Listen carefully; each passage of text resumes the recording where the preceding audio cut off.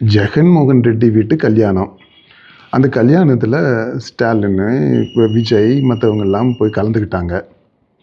இதை என்னவோ பெரிய விஷயமா வச்சுக்கிட்டு நீ 4 வீடியோ போட்டு இது 5வது வீடியோ வேற போடுற. ரொம்ப கடுப்பில் பேசுகிற மாதிரி இருக்கு நீ அப்படின்னு என்னை பார்த்து நீங்கள் கேட்குறீங்க. நான் கடுப்பில் பேசுகிறேன், ஆமாம். கோபத்தில் பேசுகிறேன், வெறுப்பில் பேசுகிறேன், விரக்தியில் பேசுகிறேன், ஆங்காரத்தில் பேசுகிறேன், ஒரு இயலாமையில் பேசுகிறேன். அதுக்கு என்னப்போ இது ஏன் இந்த மாதிரி பேசுகிறோம் அப்படின்றத நீங்கள் தெரிஞ்சுக்கணும். அதாவது ஒரு பக்கம் பார்த்தீங்கன்னா அந்த நம்ம சொன்னோம் பார்த்தீங்களா, எப்ஸ்டைன் பிவட்டட் யூனிவர்ஸ், அந்த ரேஞ்சில் நடக்கக்கூடிய நிகழ்வுகள். இன்னொரு பக்கம் பார்த்தீங்கன்னா கரூர் க்ரௌட் க்ரஷ் ஆகக்கூடிய அந்த யூனிவர்ஸ். இப்படி கண்ணு முன்னால் 2 வேறு உலகங்கள், 2 வேறு யதார்த்தங்கள், சமனற்ற ஒரு சூழ்நிலை.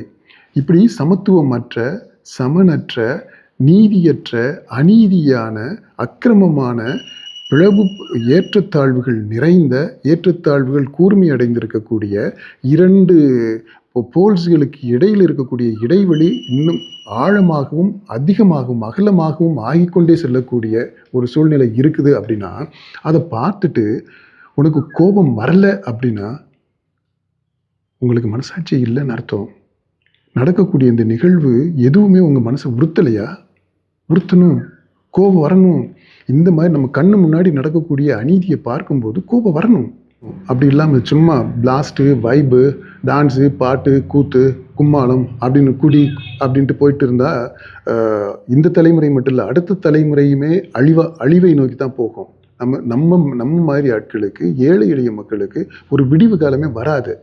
அதனால் இது சின்ன விஷயம் பெரிய விஷயம்னுலாம் இல்லைங்க. கண்ணு முன்னாடி நம்ம அந்த ஏற்றத்தாழ்வை பார்க்க முடியுது. கண்ணு முன்னாடி இந்த தலைவர்களுடைய இரட்டை வேடத்தை நம்ம பார்க்க முடியுது அப்படின்னா அது கேள்விக்கு உள்ளாக்கணும். இதுதான் இந்த வரப்போகிற தேர்தலில் முக்கியமான அஜெண்டாவாகவும் நமக்கு இருக்கணும். என்னங்க நான் பேசுகிறது ரொம்ப கிரிஞ்சாக இருக்குல்ல?